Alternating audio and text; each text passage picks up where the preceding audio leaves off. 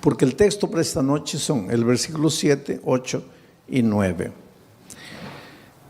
Quiero decirles que el autor de la epístola de Pedro es Pedro. Algunos estudiosos de la Biblia no creen que Pedro fue el autor, porque Pedro habla de profunda teología profunda, pero era un simple pescador, un hombre tosco, pueblerino, yo diría un hombre casi ignorante. Y por eso es que muchos estudiosos de la Biblia dicen, ¿cómo es que un hombre así, sencillo, simple, sin mucha instrucción, un pescador inculto, cómo pudo haber escrito la epístola con un contenido teológico profundo? Es que la gente que a veces discute eso no conoce el poder transformador de Cristo. Yo conozco gente que aprendió a leer leyendo la Biblia y hoy día es gente culta, pero su primer paso fue la convivencia con Dios. Porque cuando Dios llega a tu vida no te transforma solo en la vida espiritual, te hace crecer intelectualmente, te hace crecer profesionalmente, te hace crecer en todas las áreas de la vida, inclusive financieramente. Pero tú no tienes que buscar a Jesús por causa del crecimiento profesional ni financiero, ¿no? Tienes que buscar a Cristo para transformar tu vida. Y cuando tú te dejas transformar por Jesucristo, pues Él termina la obra que ha empezado en ti, porque Él nunca comienza un trabajo y lo deja por la mitad, Él lo termina. Y ahora encontramos aquí un Pedro teólogo, cuando fue un simple pescador. Nunca estudió una facultad de teología, nunca hizo maestría, nunca hizo doctorado, y hoy día los doctores en teología gastan horas y horas para tratar de entender a Pedro. Y yo estoy analizando la epístola de Pedro. Ayer Pedro estaba hablando de la fe. Pedro decía así: no te preocupes con relación al día de tu salvación. Si te vas a salvar o te vas a perder, no te preocupes.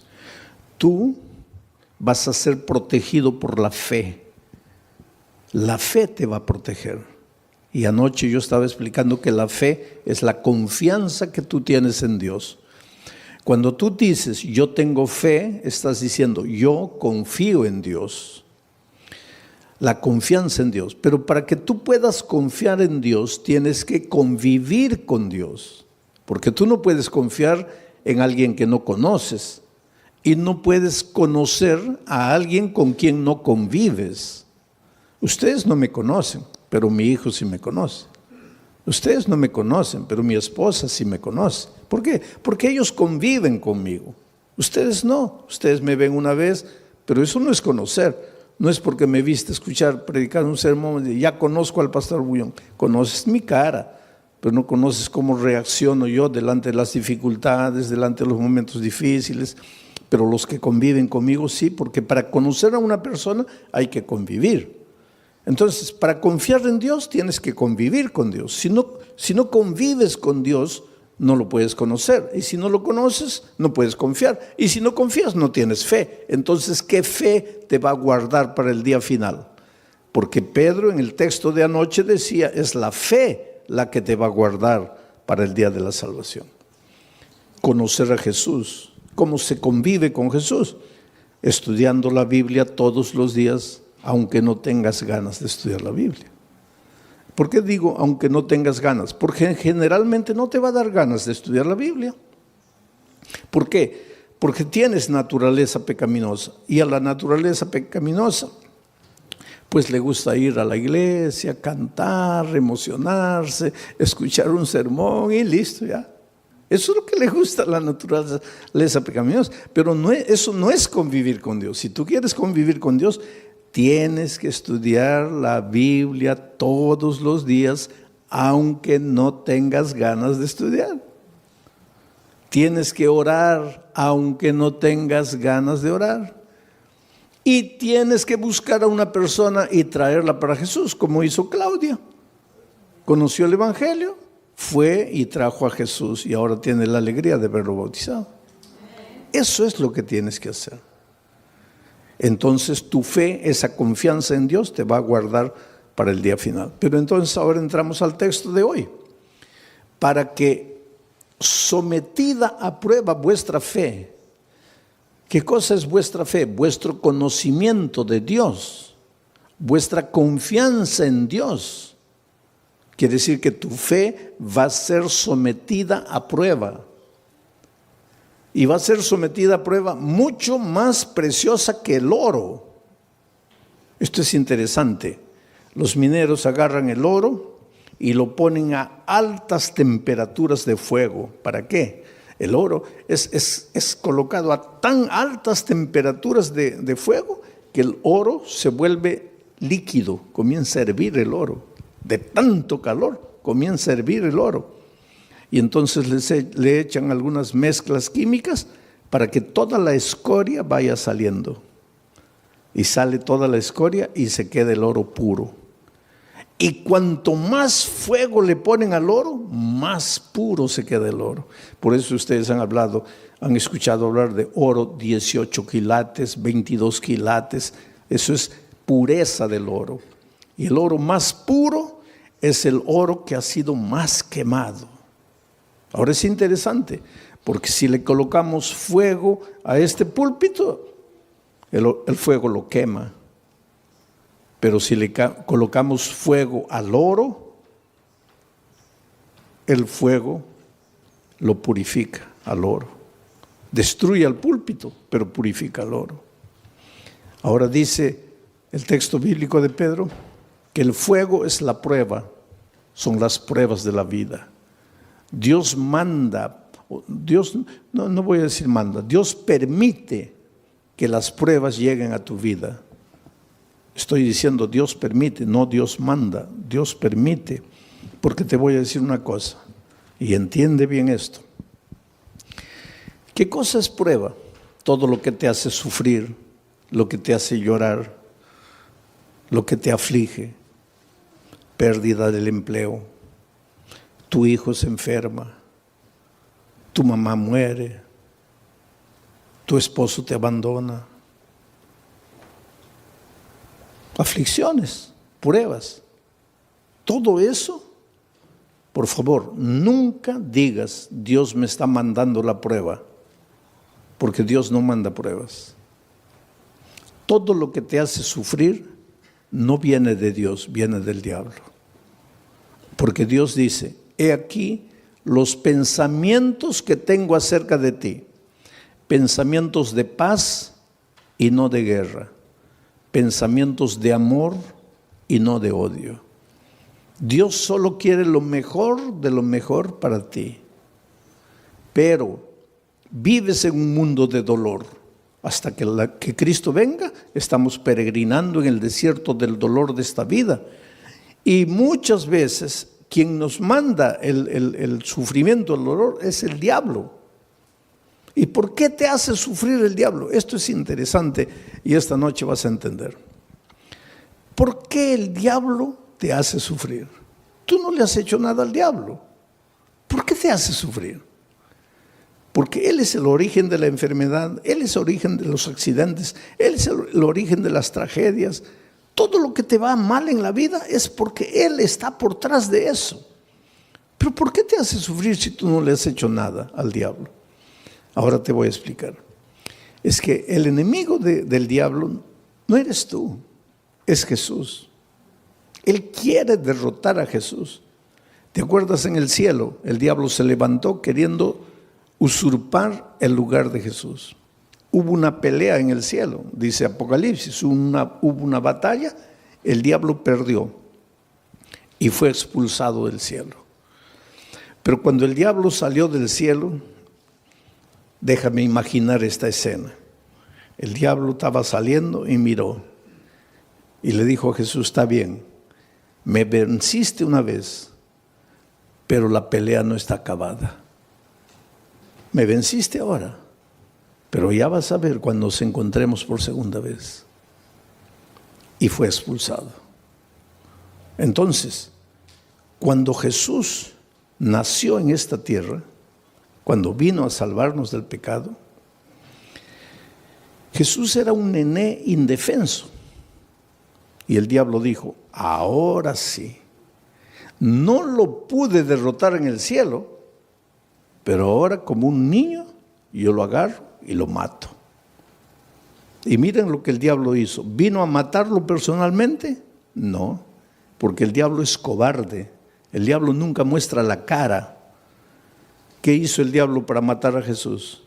Se metió al corazón del rey Herodes. Firmó un decreto de muerte para mandar matar a todos los niños menores de 2 años. Y cuando Herodes firmó el decreto de muerte, ahí el diablo dijo, ahora sí, lo voy a matar. De esta no se salva. Pero esa misma noche, el Espíritu de Dios se presentó a José y le dijo, toma al niño y a su madre y vete a Egipto, porque lo van a matar. Y cuando José huyó para Egipto, el diablo se quedó mordiendo los labios de rabia y dijo, me venciste por segunda vez. Después, cuando Jesús comenzó su ministerio, antes de comenzar su ministerio, se fue al desierto a ayunar 40 días, ¿te acuerdas? 40 días sin comer, pues Jesús estaba debilitado, flaco. Ahí el diablo pensó, ahora lo agarro. No lo gané, no lo derroté en el cielo, no lo derroté cuando era niño, pero ahora lo agarro. Está debilitado, 40 días sin comer, lo agarro. Y vino. ¿Y vino como diablo? No, porque el diablo nunca muestra la cara. Se disfrazó de ángel de luz. Y trató de engañarlo, pero no pudo, porque Jesús conocía la palabra de Dios. Y entonces derrotó al diablo por tercera vez. 3-0. Ya era casi goleada. Pero entonces el diablo esperó, dijo, la cuarta es la vencida. Y hubo una cuarta. Cuando el diablo se metió al corazón de los soldados, porque ya les dije, el diablo nunca muestra la cara, y los soldados prendieron a Jesús y lo llevaron al Calvario y lo clavaron. Y cuando Jesús murió, ahí sí el diablo dio una carcajada. Dijo, ahora sí lo vencí, lo acabé. Lo acabé. Al tercer día Jesús resucitó. Y al resucitar, ahí sí, es como si hubiera agarrado una estaca y lo hubiera clavado en el corazón del diablo. El diablo sabe que está perdido, está derrotado. El diablo no te puede hacer nada, querido. El diablo ya está perdido. El diablo ya con Cristo no puede. Entonces, como no puede con Cristo, se las agarra contigo. Es como si yo tuviera, vamos a decir, yo tuviera un hijito de 2 años. Pero tengo un vecino que quiere pelear conmigo. Viene, una bofetada, se va llorando el pobre. Pero es terco. Viene una segunda vez. Otra bofetada, se va llorando. Pero es terco, viene la tercera vez. Ahí ya ni levanto la mano, ya sale corriendo. Entonces llega a una conclusión mi vecino, no, con este no puedo, este fuerte. Entonces aprovecha que yo me vengo a Corpus Christi a predicar y agarra a mi hijito de 2 años a puntapiés y lo revuelca en la calle. Pues eso es lo que el diablo hace. Con Cristo no puede. Entonces él sabe que lo que más Jesús ama eres tú. Y ya que no puede con Cristo, se las agarra contigo y te hace sufrir y te hace perder el empleo y hace que tu hijito nazca enfermo y esto y aquello. En realidad el diablo no tiene nada contra ti. Él te hace sufrir porque sabe que haciéndote sufrir a ti, está haciendo sufrir al Señor Jesucristo. Pero ahora viene Pedro y dice así, pero es que los sufrimientos que te llegan a la vida no te pueden destruir porque tú no eres madera, tú no eres plástico, tú eres oro. Y si el fuego de la prueba purifica el oro, mucho más el fuego del dolor, del sufrimiento, va a purificar tu fe. Quiere decir, cuando el dolor llegue a tu vida, tú lloras. Si tienes que llorar, llora. Pero no te separes de Jesús.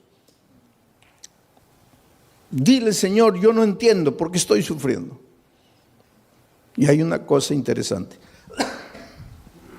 Cada vez que tú quieres andar en los caminos de Dios, cada vez que tú te propones ser más fiel a Dios, ahí más viene el diablo para destruirte. ¿Por qué? Porque esa es la pregunta que mucha gente hace. Pastor, cuando yo estoy así relajado en mi vida cristiana, parece que no me vienen pruebas. Pero cuando me quiero consagrar, ahí viene todo. ¿Por qué? Simple. Porque cuando estás relajado espiritualmente, cuando no estudias la Biblia, no oras, nada, estás en el terreno de ¿quién? Estás en el terreno del diablo. Puedes estar en la iglesia, pero estás en el terreno del diablo. ¿Y para qué el diablo te va a molestar si ya estás perdido con él? Ya pues te deja tranquilo. Pero cuando viene una semana de oración y tú te entiendes que tienes que reconsagrarte y comienzas a estudiar la Biblia, a estudiar la palabra de Dios, ahí el diablo se asusta. Porque ¿qué dice? No, este se me va a escapar, se me va a escapar. Entonces, para desanimarlo, le mando una prueba. Y la prueba, en lugar de purificarte como al oro, ¿qué hace contigo muchas veces? Te desanima. Es por eso que cuando la prueba es más fuerte, es más que tienes que agarrarte de Jesucristo y no desanimarte.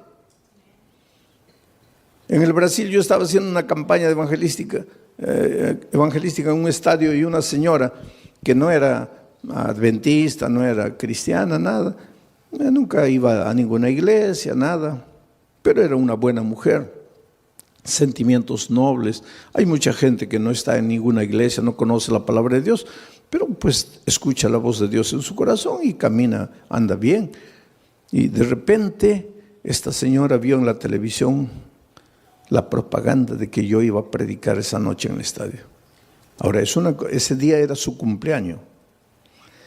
Y de mañanita el esposo entró al cuarto y le dice, mira hija, estoy sin mucho dinero, no he podido comprarte un buen regalo, pero te he comprado un regalito. Y le dio una cajita. Y ella abrió y era la llave de un carro. Y cuando salió al patio, ahí estaba el carro, un carro importado, último modelo. ¡Qué felicidad! Su cumpleaños. Primera felicidad, el esposo se acordó de su cumpleaños, porque hay muchos esposos que ni se acuerdan del cumpleaños de la esposa. Segunda felicidad, le regaló. Tercera felicidad, no le regaló cualquier cosita, le regaló un carro último modelo. Entonces ella estaba tan feliz que cuando vio la propaganda de la predicación en el estadio, dijo, bueno, estoy tan feliz que me voy al estadio a agradecerle a Dios. Va a predicar ese pastor, voy a agradecer. Y se fue al estadio. Feliz de la vida, entró. En la hora del llamado se levantó, vino adelante, le entregó la vida a Jesucristo. Dijo, ay, qué día tan feliz. Hoy es mi cumpleaños, hoy mi esposo me regaló el carro, hoy me entregué a Jesús. No, este es el día más feliz de mi vida. Y cuando sale a agarrar su carro en la playa de estacionamiento, los ladrones se lo habían llevado. Ahí ella comienza a pensar, toda mi vida no quise saber nada de iglesia, no quise saber nada de Dios y nunca me robaron ni un alfiler. Y hoy que le entrego mi vida a Cristo me roban el carro. ¿Qué Dios es ese? Ahí está la astucia del diablo. Tú preocúpate cuando no vienen pruebas a tu vida, querido. Porque a veces no vienen pruebas a tu vida porque el diablo está tranquilo contigo. ¿Para qué te va a mandar pruebas? Pero atrévete a entregarte al Señor Jesús, a caminar en sus caminos, que ahí viene el diablo con todo para desanimarte. Ahora vamos al texto bíblico una vez más. Para que sometida a prueba vuestra fe, sí, porque tu fe tiene que ser sometida, porque una cosa es, sí, yo creo, yo creo. Eso no es fe. Eso no es fe. Por eso es que el creer siempre viene acompañado del bautismo. El texto de Marcos 16, 16 dice: el que creyere y fuere bautizado, este será salvo. El problema es el idioma, porque en español creer y ser bautizado son dos cosas. Pero es que Marcos no escribió ese versículo en español, porque Marcos no hablaba español. Marcos escribió ese versículo en griego, el idioma que él hablaba. Y en griego no son dos conceptos, el que creyere y fuere bautizado, no. Es un solo concepto, el que creyere siendo bautizado. O sea, en griego, creer no es solo mover la cabeza, no es solo teoría. El creer intelectual viene acompañado del creer práctico. Si tú crees, te bautizas. Si no te bautizas, es porque tu creer se quedó en la teoría. Y ese creer teórico no te salva. Te voy a hacer pensar un poco. El otro día una señora me preguntó: pastor, ¿el diablo es ateo? A ver, ¿qué piensan ustedes? ¿El diablo es ateo? No, el diablo no es ateo, querido. Y Santiago explica eso. Dice: ¿tú crees en Dios? Haces bien. Pero el diablo también cree. Y no solo cree, ¿qué más hace? Tiembla. Ahora, si el diablo cree y tiembla, ¿por qué no se va a salvar? Porque su creer es teórico. Su creer no es práctico. Entonces, mucha gente hoy, muchos cristianos, sí, yo creo, bautízate. No, bautismo no, pero yo creo. Eso no existe.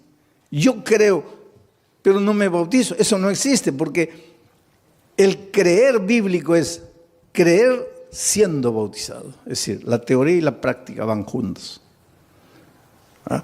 Y tu fe cuando es práctica, tiene que ser probada.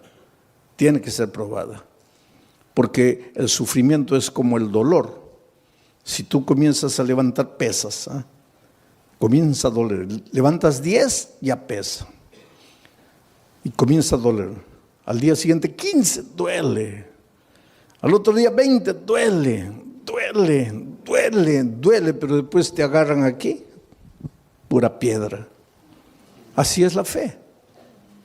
Cuanto más te duele, cuanto más dolor viene, cuanto más sufrimiento, tu fe más fuerte, más fuerte, más fuerte. Es por eso que en medio del dolor tienes que agradecer a Dios, porque Él sabe, Él no te manda el dolor, pero Él aprovecha el dolor que el diablo te manda para fortalecer tu fe.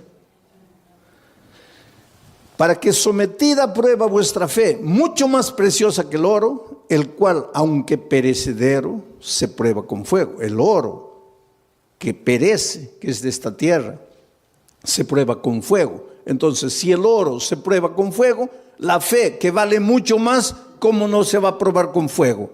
Claro que tiene que venir el fuego del dolor. Para que sometida a prueba vuestra fe, mucho más preciosa que el oro, el cual aunque perecedero se prueba con fuego, para que entonces vuestra fe sea hallada en alabanza, gloria y honra. Quiere decir que tu fe es bombardeada por el diablo. Te arranca lágrimas, te hace sufrir. Muchas veces sientes que ya no puedes resistir de tanto dolor, de tanto sufrimiento. Aguanta un poco. En el nombre de Jesucristo, aguanta. ¿Por qué? Porque tu dolor se va a transformar en alabanza, gloria y honra. ¿Pero cuándo? ¿Cuándo? Lee la Biblia y respóndeme. ¿Cuándo? Cuando Cristo venga. Ahora me vas a decir: pastor, pero cuando Cristo venga todavía. Yo preferiría ahora. Pues eso es lo que mucha gente hace. Prefiere la hora, cortito, y pierde la eternidad toda. Yo cuando era chico, íbamos a salir de vacaciones, las pocas, tal vez la única vacación que salí con mi padre, mis hermanos. Íbamos a viajar a un lugar donde no había dentista, no había nada. y me comenzó a doler el diente, ¿no? Y mi padre me dice, mira, antes de salir vamos a arrancar el diente. Yo soy de aquellos tiempos en que dolía el diente, arrancaba. Hoy día no, eso es un crimen. El diente te duele, hay que restaurarlo.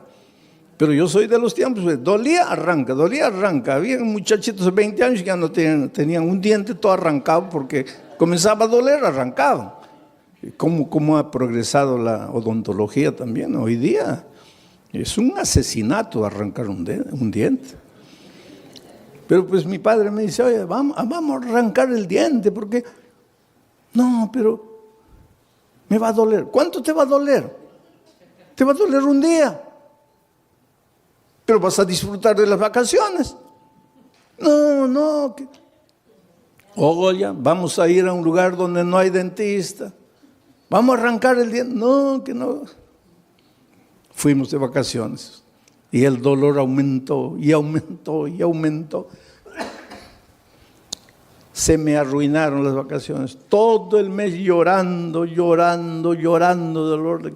Y ahí mi padre me decía, ahí, yo no te dije, mejor sufre un día y disfrutas de 30 días de alegría. Ahora, tú preferiste el día de gozo y 30 días de sufrimiento.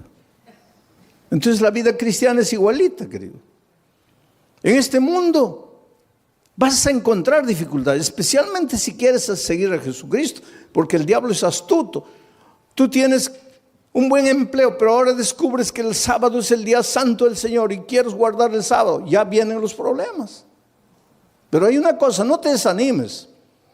El diablo te puede hacer sufrir un día, 2 días, 3 días, pero hay un tercer día. Cuando Cristo murió en la cruz del Calvario, el diablo dio la carcajada y dijo, ahora sí lo vencí, se acabó.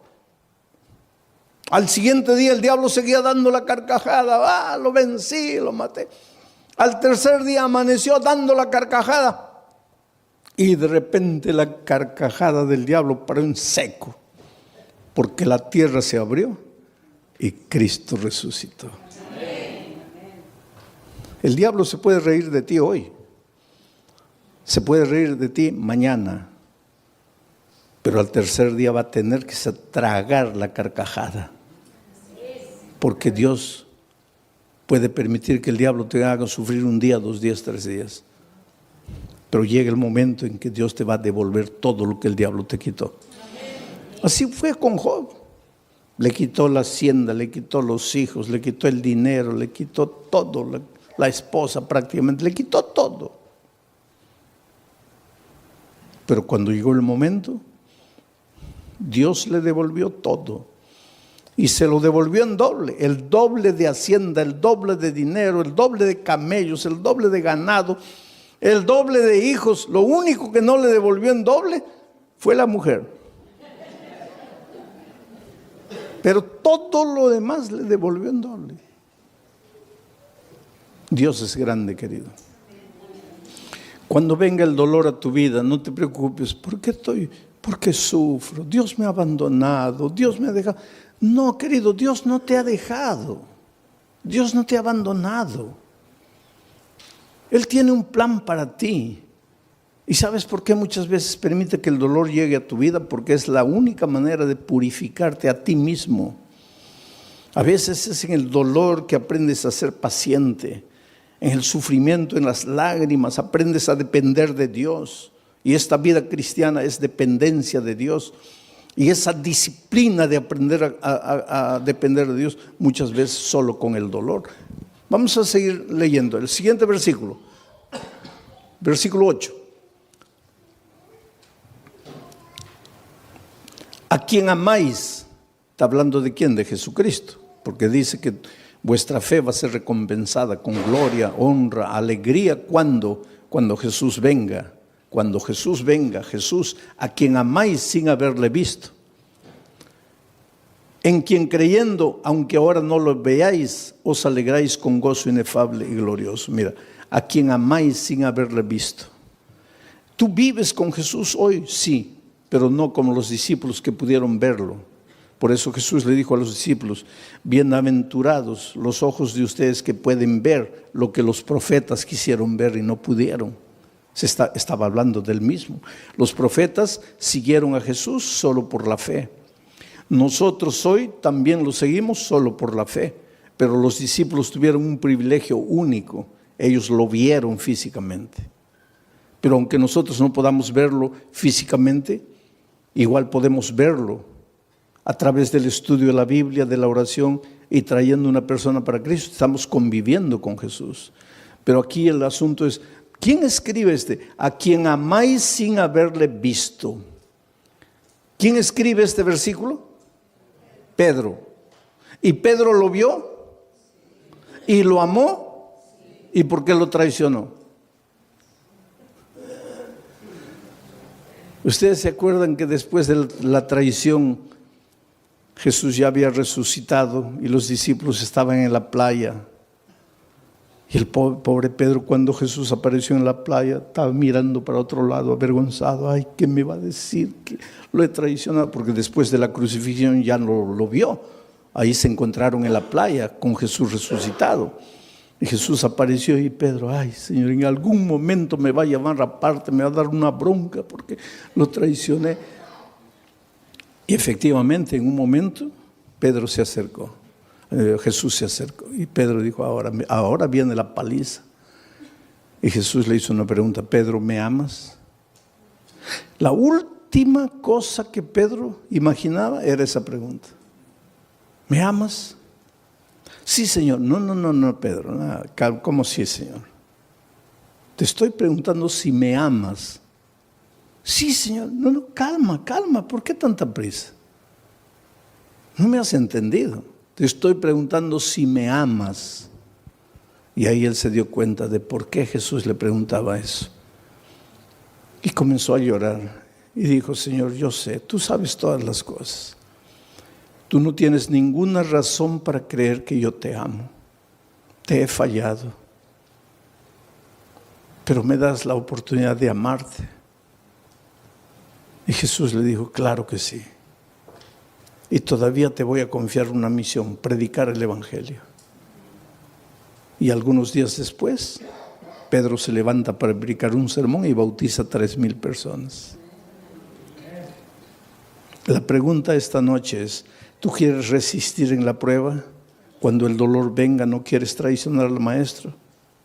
Entonces la pregunta es: ¿tú amas al Señor Jesús? Porque Pedro después de haber pasado todo eso dice: a quien amáis sin haberle visto. ¿Por qué dice a quien amáis sin haberle visto? Porque él sí lo había visto.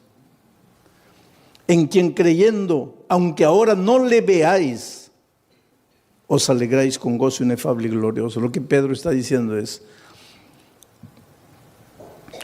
tú, aunque no lo veas físicamente, lo puedes amar. Y Pedro, cuando se levantó, se arrepintió y le dijo a Jesús que lo amaba. Dice la tradición, la Biblia no dice eso, pero la tradición dice que él fue crucificado. Y cuando lo iban a crucificar, él dijo: no soy digno de ser crucificado como mi Maestro. Crucifíquenme de cabeza para abajo.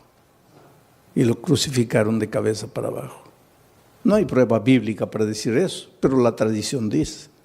Sea como fuere, sabemos una cosa: después de transformado por el poder de Dios, él ya no tuvo miedo de morir por Dios. Oh, querido, Dios tiene un plan muy, muy bonito para tu vida. Las tristezas y dolores que llegan a tu vida tienen sentido, pero tienen sentido cuando tienes fe. Hace muchos años atrás, en la ciudad de San Pablo, los jóvenes de una iglesia fueron a participar de un congreso en el sur del país. 40 jóvenes, miembros del coro de la iglesia. Y el sábado en la noche, terminado el congreso, regresaban para San Pablo. Y el ómnibus se chocó. Sabe que los jóvenes venían cantando himnos, los himnos del coro. Venían cantando en el ómnibus y el ómnibus se chocó contra un camión cargado de fierro de construcción. Y el fierro los atravesó. Así los hizo como los peruanos me van a entender, como anticuchos, ¿no? Los atravesó. 22 jóvenes murieron. Al día siguiente los periódicos publicaron una noticia. Y un periódico atrevido publicó así: ¿dónde estaba Dios cuando sus hijos cantaban? ¿Por qué no los cuidó? Es que el dolor es un misterio, ¿sabes? Tal vez en este momento tú te preguntes, ¿dónde estaba Dios cuando mi hijito de 3 años murió? ¿Qué culpa tenía mi hijito para morir como murió de leucemia? ¿Qué mal había hecho? Es que no necesitas hacer mal para sufrir. El diablo se deleita en hacerte sufrir.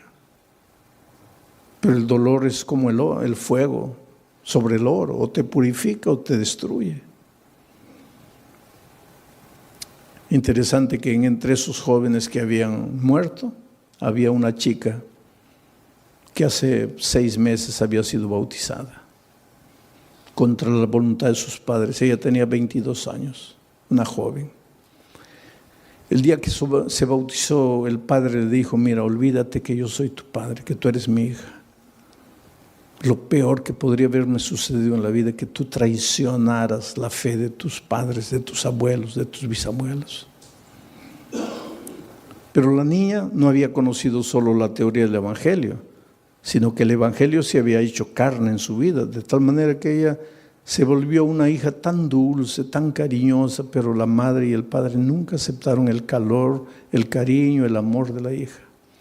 Aquel viernes de tarde en que se iban para el congreso, ella fue a despedirse del papá y le dijo: mira, papá, me estoy yendo a Curitiba con los jóvenes de la iglesia. Y él le dijo: ¿y qué me avisas a mí? Tú no haces lo que te da la gana, tú no te metiste a esa iglesia, tú no te bautizaste. ¿Y qué vienes a avisarme que te vas? Tú siempre haces lo que te da la gana, vete a donde quieras. Y ella le dijo: sí, papito, pero yo vine a darte un beso, me voy. Y cuando se acercó para besarlo, el padre retiró el rostro y dijo: no quiero nada de ti. Y en el camino de vuelta, la niña muere. ¿Sabes que los hijos de Dios también morimos en accidentes? Entonces, cuando te pasa un accidente, no digo: ¿dónde estaba Dios? Dios está en el mismo lugar. Jesús dijo que cuando la lluvia cae, moja a los justos y a los injustos. Y cuando el sol sale, alumbra a los justos y a los injustos. Estamos en un mundo de dolor. Ese padre hizo tanto escándalo en la iglesia, ¿sabes? El día del sepultamiento, 22 cajones estaban ahí. Y mientras sepultaban a los jóvenes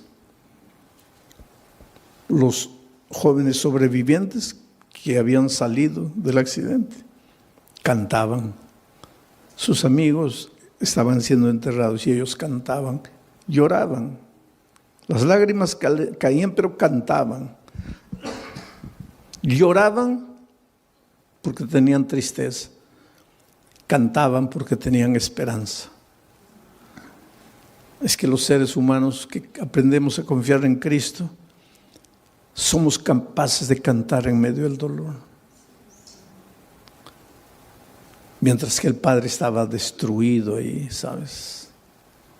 Y cuando llegó el momento de bajar el cajón de la hija, él se arrojó y decía: entiérrenme con ella, quiero morir. Y abrazando al cajón le decía: mira, hijita, el viernes me quisiste dar un beso y yo no sabía que era el último beso y te rechacé. Por favor, perdóname. Quiero morir, quiero morir, quiero morir. Fue una escena triste, dramática, cuando sacaron al padre, terminó el entierro, todos se fueron. El hombre se quedó solito junto a la tumba de su hija. Y la mejor amiga de su hija, que salió viva del accidente, que fue justamente la que la llevó al Evangelio, al conocimiento de la palabra de Dios, Ya cuando se estaba yendo, volteó y vio que el papá de su amiga estaba ahí junto a la tumba y dijo, voy a volver. Yo sé que él no quiere hablar con nadie, pero voy a volver. Y volvió. Y se paró junto a él. Y él la miró, ¿qué quieres? Le dijo, mire, su hija va a resucitar. ¿Qué? Su hija va a resucitar. ¿Cómo va a resucitar? Porque la palabra de Dios dice, y te voy a leer aquí, porque él le había dicho, yo no entiendo, yo no los entiendo a ustedes. Ustedes son locos. Yo estoy aquí destrozado, mi hija muerta, y ustedes cantando. Ustedes son locos. Ustedes no tienen sentimiento. Y pues la chica le dice, sí, señor, pero usted se dio cuenta que nosotros no solo cantábamos, también llorábamos. Llorábamos porque nos da tristeza que nos estamos despidiendo en esta vida. Pero cantábamos porque tenemos la esperanza, porque su hija va a resucitar y yo la voy a abrazar a mi amiga. Pero ¿cómo va a resucitar? Y entonces la hija agarró el texto bíblico y le dice, aquí está, cuando suene la trompeta, los muertos en Cristo resucitarán primero. Su hija va a resucitar porque murió en Cristo. Y ese hombre que estaba derrotado abrió los ojos así, dice, ¿quiere decir que mi hija va a resucitar? Sí, Señor. ¿Quiere decir que yo la voy a poder ver? No sé, Señor. ¿Cómo no sabe? No dice que va a resucitar. Va a resucitar. Pero entonces la voy a ver. Ahí no sé. ¿Pero cómo no sabes? Porque dice, los muertos en Cristo. Mi pregunta es, ¿usted está en Cristo? Si usted está en Cristo, la va a ver. La va a abrazar. Va a vivir eternamente con ella. Pero si usted no está en Cristo, ¿y qué hago para estar en Cristo? Porque yo quiero abrazar a mi hija. Y ella le dijo, abra su corazón aquí. Dígale que ama a Jesús, que quiere caminar con Él, que quiere estudiar su palabra. Y tú sabes que ese hombre se bautizó, la esposa se bautizó, los hijos se bautizaron. Yo solo imagino el día de la resurrección, cuando la niña resucite, transformada para vida eterna, y vea venir a abrazarla a su padre, a su madre, a sus hermanos, todos vestidos de vestiduras blancas y corona de justicia en la cabeza. Y la hija diga, ustedes que me persiguieron, que me maltrataron por causa de la fe, ustedes están. Y el padre les diga, hija, tal vez si tú no hubieras muerto, nosotros nunca nos hubiéramos rendido a Jesús. El dolor no llega sin motivo. El dolor tiene un motivo.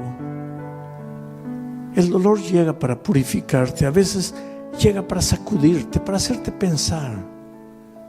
Por eso la Biblia dice, hoy es el día de buena nueva. Hoy es el día de salvación. Y por eso te voy a hacer una invitación. Esta invitación no es para los miembros de iglesia bautizados, porque ustedes un día pues ya se levantaron, ya fueron adelante entregándole la vida a Cristo.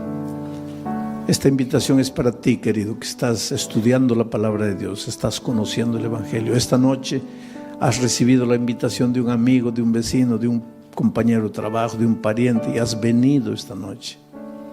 Pero esta noche quieres decirle, Señor Jesús, yo quiero amarte. Yo te entrego mi vida, yo quiero estudiar más tu palabra. Yo quiero conocer el Evangelio. Yo quiero prepararme para ir al cielo cuando tú vengas.